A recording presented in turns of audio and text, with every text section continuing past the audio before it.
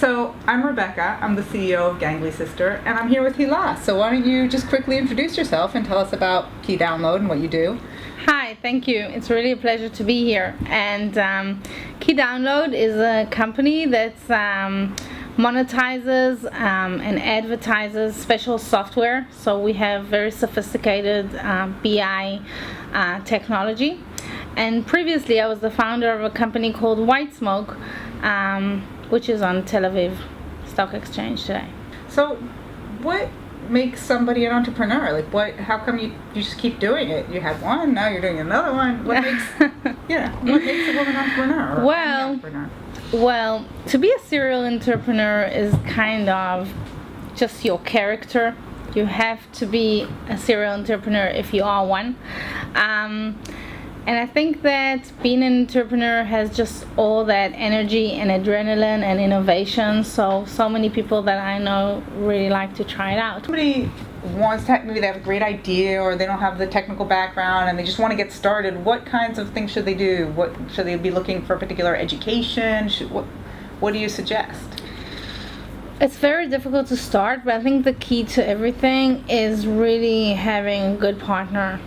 I think it's before education. I think going through the entrepreneurship phase together and brainstorming together is one of the most important aspects of being an entrepreneur. So I would suggest to partner up with people that you feel have the same passions as you about products, about business models, about ways of life, and take it from there. So, what was one of the craziest ideas that you tried? Like you said, this is never going to work, but it actually worked. There's been so many. I think it's just about trial and error all the time. And I think I hired people that didn't have experience at all in special fields. And I think some of my colleagues were like, "What are you doing?" You know. And I believed in people, and it worked. So why did you hire them? If they didn't have the qualifications, what were you looking for? I think it's all about personality, and it's about passion and integrity. And when people have that and they have high perseverance, I think it can work. I think I find that's true. You can't teach someone passion. You can teach someone any skill, but you can never teach somebody to have a different attitude. So, and you're also the founder and head of Yazamiyot, which is a women's entrepreneurship group. Yazamiyot is an organization that was founded with the aid of 3 other of my partners to put together a networking system for entrepreneurs, for women entrepreneurs in Israel. We're very fortunate because we have great events, and one of our latest program is a program with Google where it's called Campus Tel Aviv for Moms, and where women in maternity leave, they come with their babies to learn about forming a startup. And the second cycle is actually starting very soon, and we're very fortunate to have the big companies really support Yazamiyot. So if a guy were on paternity leave, would you guys consider accepting him to that program with his baby? Yes, because we believe that things are equal. And we actually have one guy starting this semester. So has there ever been a moment where you just thought it's just all going to fall apart, it's total disaster, and then you somehow came out of it? Can you tell a little bit about a situation like that?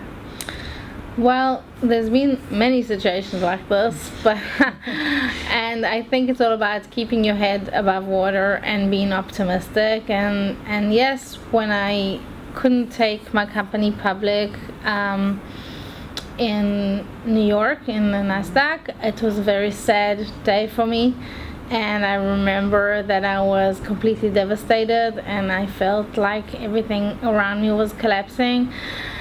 And everything came right at the end, so there's been so many. I think it's about just keep your head high and smile.